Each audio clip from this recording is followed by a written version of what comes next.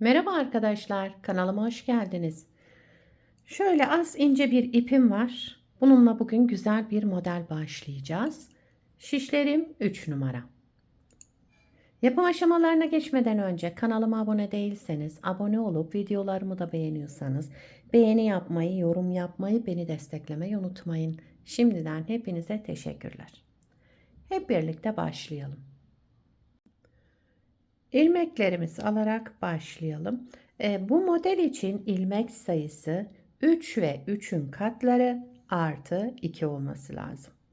E, Her model 3 ilmekten oluşuyor. İlmeklerimizi tamamladıktan sonra en sonuna 2 ilmek ekliyoruz kenar ilmeği olarak. Şöyle ben ilmeklerimi tamamlayıp geliyorum. İlmeklerimi çıkardım. Daha sonra bir sıra düz ördüm. Lastik yapmayacağım için bu işlemi yaptım. Örgümün ön yüzüne geçtim. Şişimde 17 ilmeğim var. 17 ilmekle modelimi kurmaya başlıyorum. Modelimiz 4 sıradan oluşuyor. Güzel ajurlu bir model. Birinci sıra ön yüzündeyim. Kenar ilmeğimi örmeden aldım. Kenar ilmeğinden sonra bir ilmek ters, bir ilmek artırma yaptım. Sıradaki 2 ilmeğimi bu şekilde alarak düz ördüm ve sola doğru kestim. Bir ilmek ters, bir ilmek artırma, sıradaki 2 ilmeğimi ikisini bir alarak düz ördüm, sola doğru kestim. Bir ters ilmek, bir artırma, sıradaki 2 ilmeğimi sola doğru düz örerek kesiyorum. Sıra sonuna kadar böyle devam ediyoruz. Birinci sıra ön yüzündeyiz. Evet. Önce bir artırma, önce bir ters ilmek, sonra bir artırma, daha sonra sıradaki 2 ilmeğimizi düz örerek sola doğru keselim. Ve kenar ilmeğimi düz ördüm. Birinci sıramızı tamamladık. İkinci sıra arka yüzündeyim. Kenar ilmeğimi örmeden aldım. 2 ilmek ters. Bakın 1, bu artırmayı da ters ördüm. 2 ilmek ters. Sıradaki ilmeğim düz. Düz olarak ördüm. 2 ters, 1 düz yani. Böyle devam ediyorum. 2 ters, 1 düz. 2 ters, 1 düz örüyorum.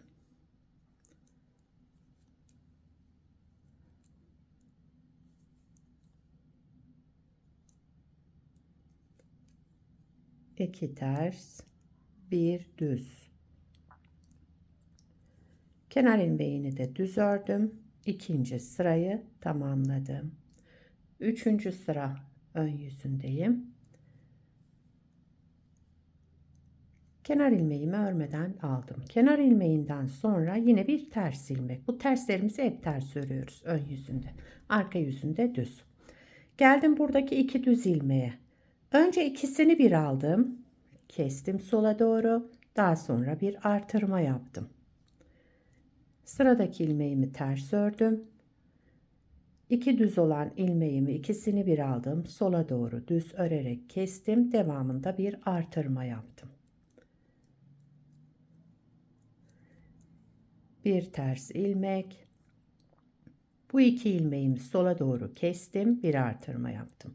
Birinci sırada ters ilmekten sonra artırma, daha sonra kesme işlemi yapıyorduk. Şimdi üçüncü sırada ters ilmek, kesme işlemi, daha sonra artırma. Yani buradaki tek fark bu.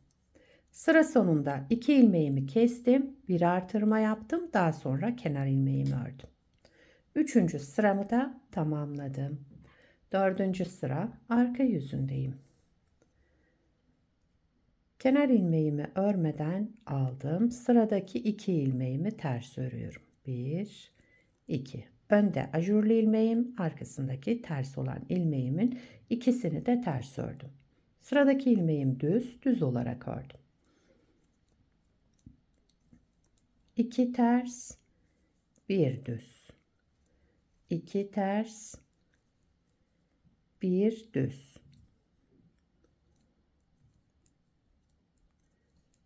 2 ters, bir düz örerek sıramızı tamamlıyoruz. Evet, sıra sonunda bakın bir düz, daha sonra kenar ilmeğimi ördüm. Dördüncü sıramızı da tamamladık. Modeli bir kez kurmuş olduk. Modelimiz böyle devam ediyor. Gördüğünüz gibi güzel ajurlu bir model. İsterseniz bir kez daha kuralım. Modeli tekrar kuruyorum. Birinci sıra ön yüzündeyim. Kenar ilmeğimi örmeden aldım. Kenar ilmeğinden sonra bir ters ilmek. Daha sonra bir artırma. 2 ilmeğimizi düz örerek keselim sola doğru. Bir ters, bir artırma, daha sonra 2 ilmeği sola doğru kesiyoruz düz örerek. Bir ters, bir artırma, sıradaki 2 ilmeğimizi sola doğru düz örerek keselim. Bir ters, bir artırma, 2 ilmeği sola doğru keselim. Sıra sonuna kadar böyle devam ettik bakın. Bir ters, bir artırma, son 2 kalan ilmeğimi de sola doğru kestim. Daha sonra kenar ilmeği ördüm. Şöyle yakın göstereyim. İkinci sıra arka yüzünde kenar ilmeğinden sonra 2 ters ilmek,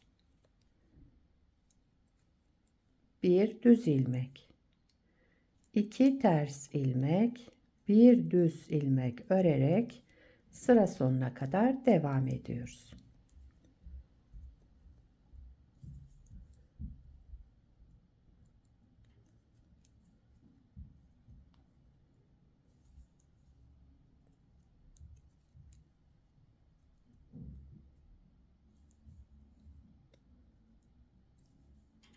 Kenar ilmeğimi de düz örerek ikinci sırayı tamamladım. Üçüncü sıra ön yüzüne geldim. Şimdi birinci sırada yaptığımız gibi yapacağız ama kesme işleminden sonra artırmayı yapacağız burada.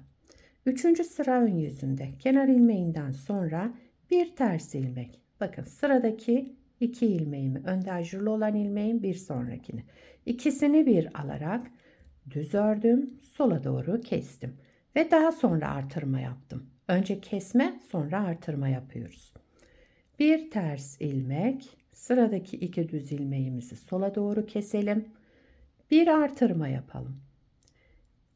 Bir ters ilmek, sıradaki 2 düz ilmeği sola doğru düz örerek keselim. Bir artırma yapalım.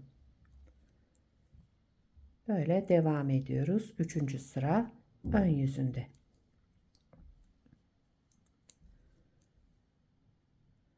Son 2 ilmeğimi de ikisini bir topladım. Sola doğru kestim.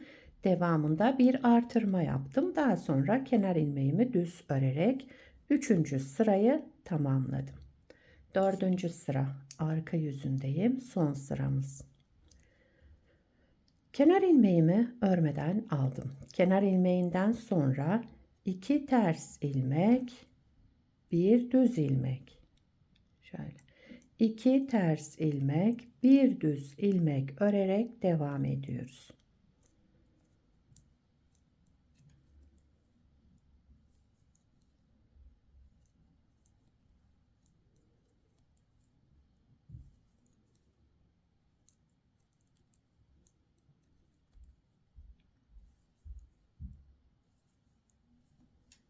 Evet, dördüncü sırayı da tamamladım. Modeli 2 kez kurmuş olduk. Modelimiz böyle devam ediyor. Model gayet kolay, güzel, ajurlu modellerden. Bir parçada daha önce hazırladım. Hemen onu göstereyim size. Aynı ipi kullanarak şöyle bir parça yaptım. Bunu da aynı beraber başladığımız gibi lastiksiz başladım. Model böyle devam ediyor arkadaşlar. Yetişkin örgülerinde, çocuk örgülerinde, bebek örgülerinde hepsinde kullanabileceğiniz güzel modellerden. Arka yüzü de bu şekilde. Şöyle. Etol şal yapımında da kullanabilirsiniz. Yelek, hırka, süveter hepsinde kullanabilirsiniz. Onlara uygun ipler tercih edersiniz. Mevsimlik yazlık örgülerinizde kullanabilirsiniz. Merserize koton ipler tercih edersiniz. Şöyle bırakayım. Evet. Sizler de nelerde kullanacaksınız bu modeli? Onları yorumlarda belirtirseniz sevinirim. Beni buraya kadar izlediyseniz bir beğeni yapmayı, yorum yapmayı, beni desteklemeyi unutmayın. Şimdiden hepinize teşekkürler. Yapacak olanlara kolay gelsin. Bir sonraki videoda görüşmek üzere. Hoşça kalın.